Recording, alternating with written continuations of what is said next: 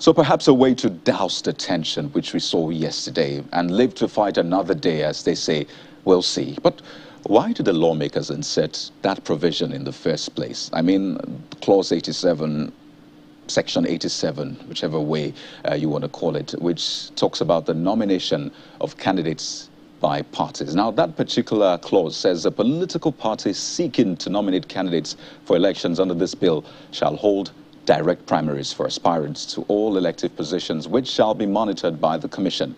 I mean, why did they change it from the old one, which gives the option of direct or indirect primaries for elections, which may be monitored by INEC? So that's the new provision right there on top. Well, the lawmakers say it is to enshrine internal democracy and take the party back to the people, as it were. And they say that the conduct of congresses have been hijacked by the governors. And for them, this is not fair. In fact, this is said to be a unanimous decision by the National Assembly.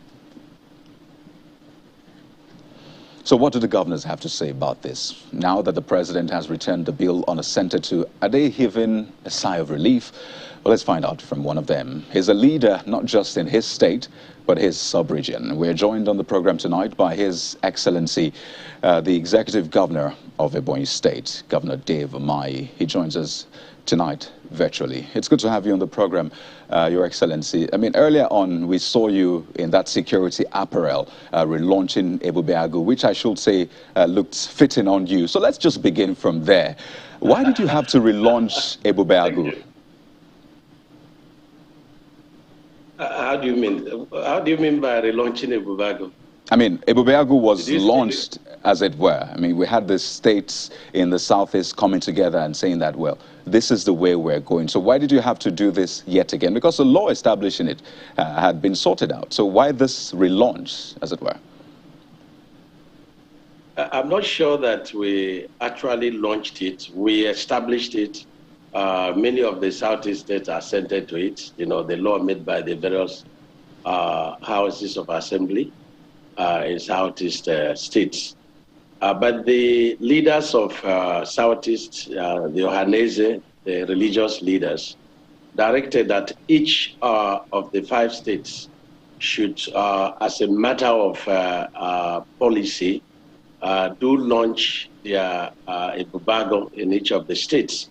And then we set out a day that we all come together at Enugu and then do the general, rollout. So that's what we did today to beat the December deadline that was offered to us.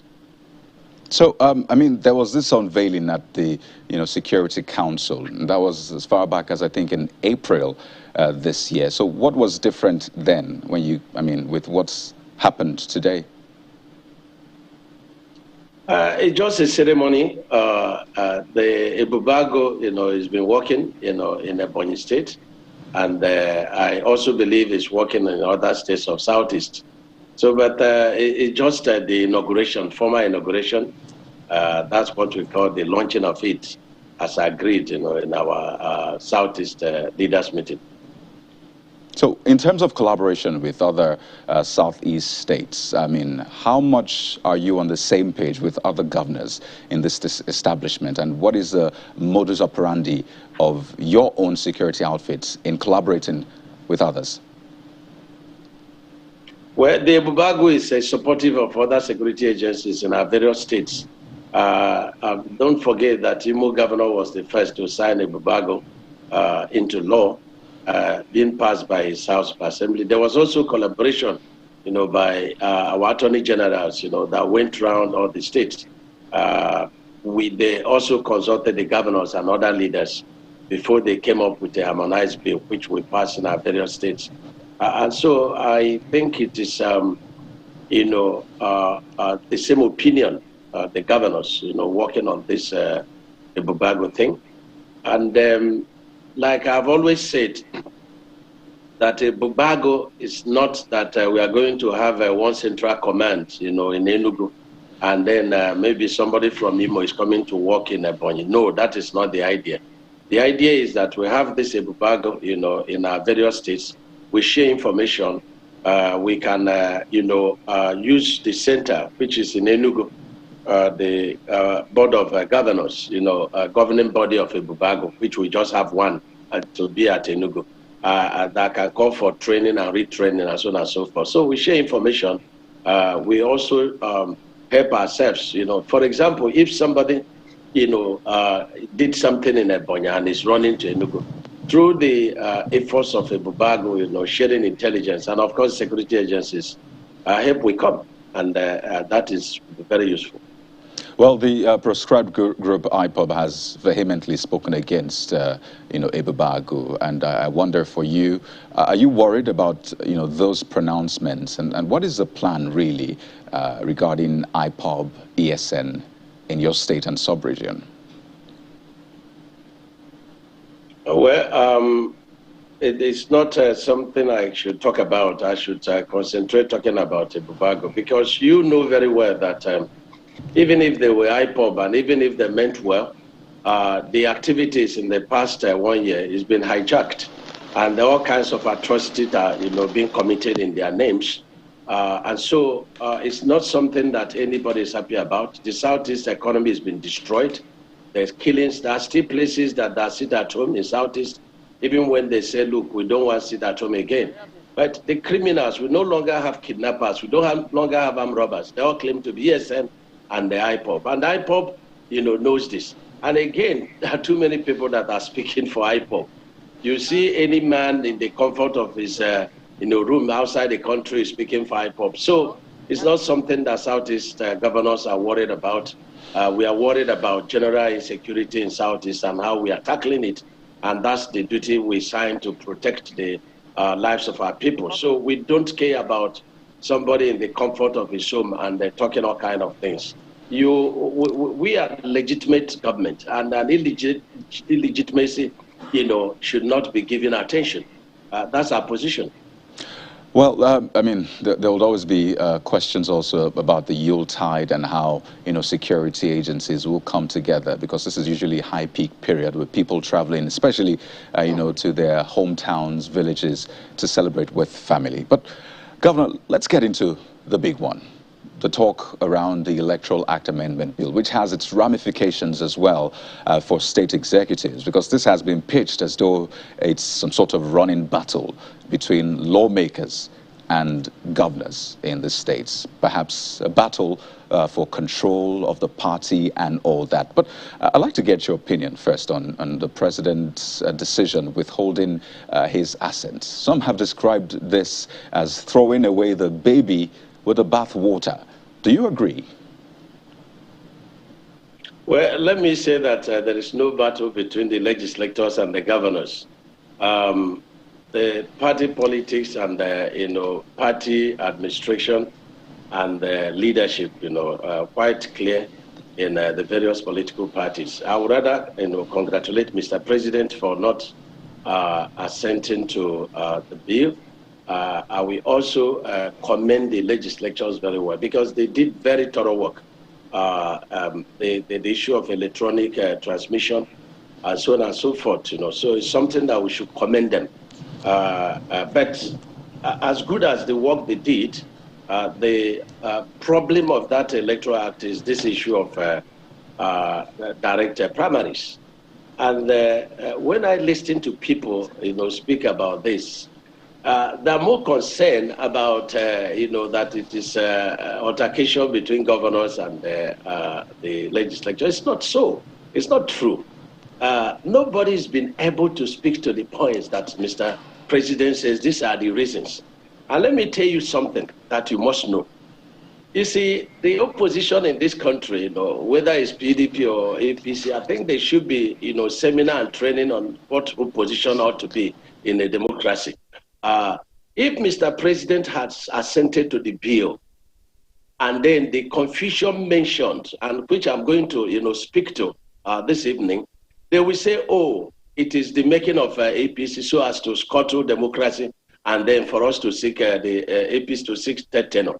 Now, let me let me start with the issue of multiple litigation, arising from this. If, for example, in my state I have 171 wards, And let's say in the issue of governorship primary, for example, and there are, say, 10 people contesting for it.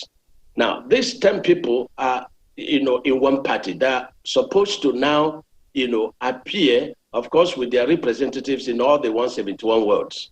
Now, if one person wins, remember that we are not good at accepting defeat. The tendency is that 9 people are going to institute, litigation against the winner, the same political party, and they will be talking about the 171 wards. Keep it there and think of the fact that there may be 20 political parties, that are going to also be participating, in their various political parties. Think about the number of litigation that is going to be arising out of this. That is number one. Number two, look at what happened in Anambra State, where people adopted direct primary. Look at the result of the main election and the result of the primary election, where some people were getting 250,000 votes during the primary election, and then during the election, they got 43. Is that not telling Nigerians something?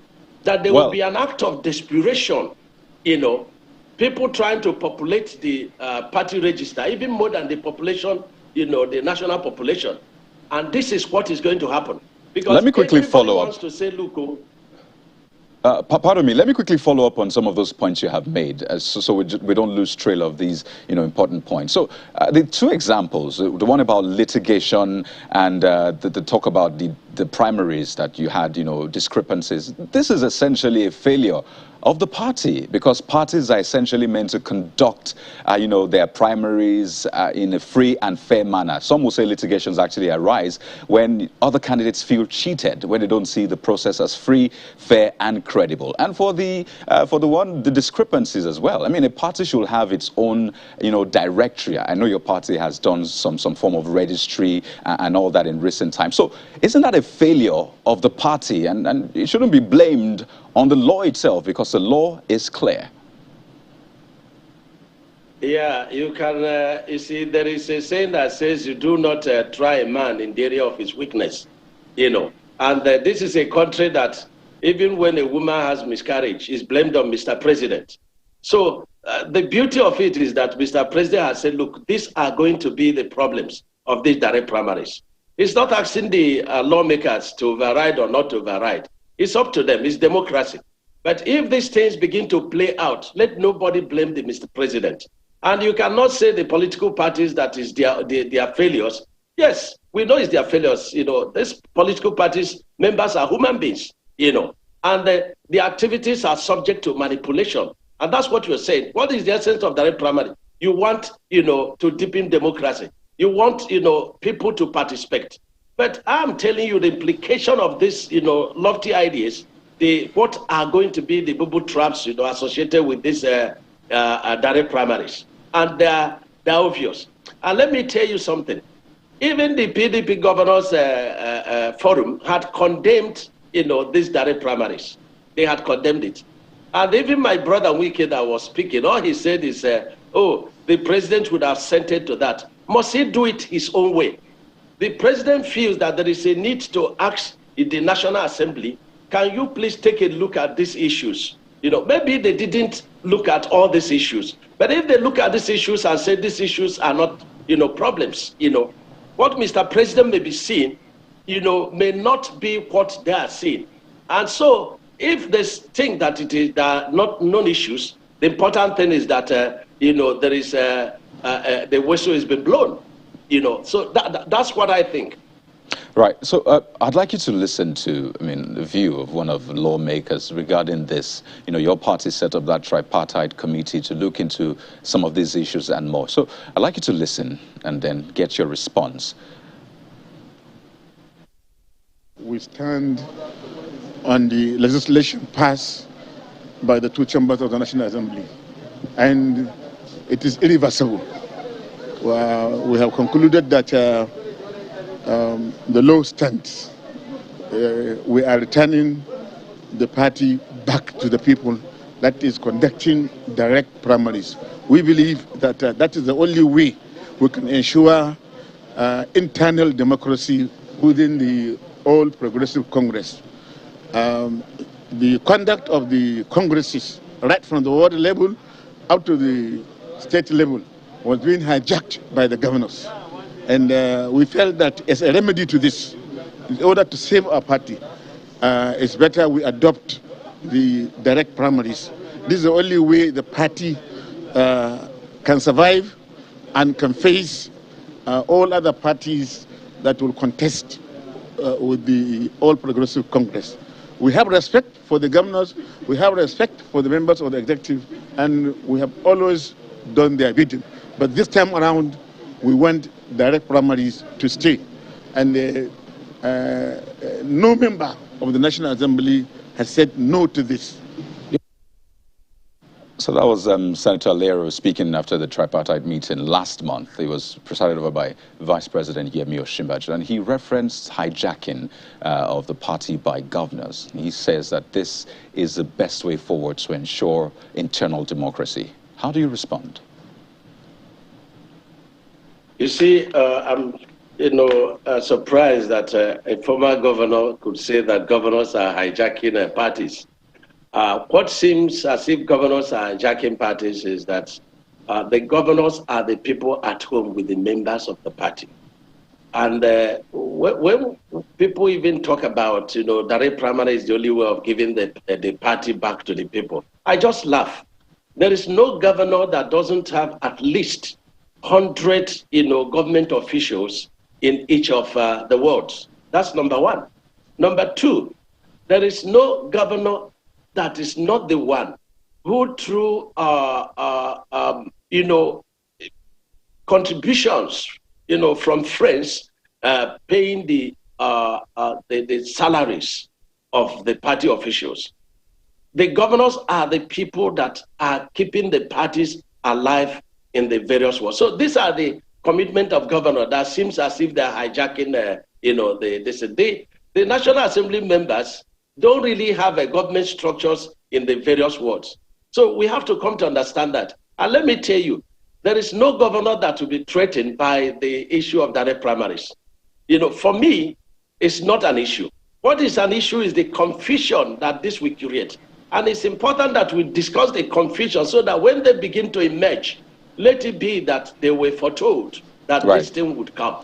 So, Your Excellency, we need to go to break now, but you have raised some points. And also, for a lot of Nigerians who do not belong to political parties, they probably won't be able to understand the import of this. So we'll try to break it down when we return from this break. And we'll also be getting another opinion, this time from a senior advocate of Nigeria, Mr. Femi Falana.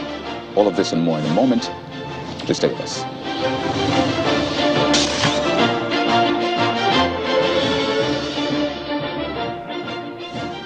So we're in our concluding moments with His Excellency, the Executive Governor of Ebonyi State, Governor Dave Umahi, who's also the chairman of Southeast Governors Forum. Thank you for staying with us. So this is a very interesting debate, and let me just break it down as we wind down in this conversation. So you say that since governors own, the governance structure, as it were, some will say he who pays the piper dictates the tune, so they should have more say compared to lawmakers. And then the lawmakers will tell you, we are closer to the people, right? So we essentially know what the people want. So I mean, which one carries more weight at the end of the day?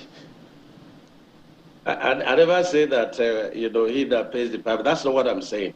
I'm saying that anybody saying they want to deepen democracy by giving the party to the people, is misplaced. That governors are much closer to the people. And how would the lawmaker say that it's closer to the people than a state governor? It is not, tenable at all.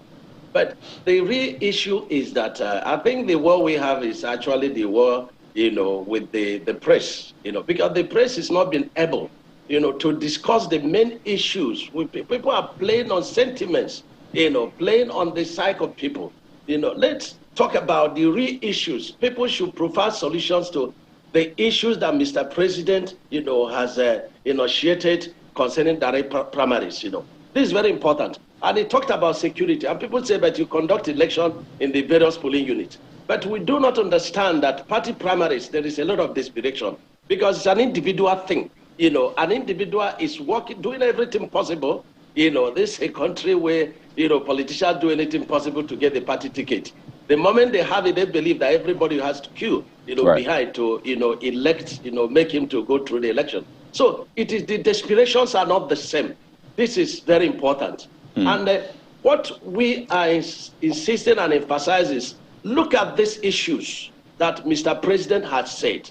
Look at them, discuss them. If you feel there are non-issues, then there is no problem about that. But the truth is that I've been a party chairman for 4 years. I've been a deputy governor for 4 years. You know, I'm a governor running to 7 years. And so I can understand and I can discuss party politics. And this is very important. Well, so I've conducted many elections, and I know the desperation of politicians when it comes to primaries.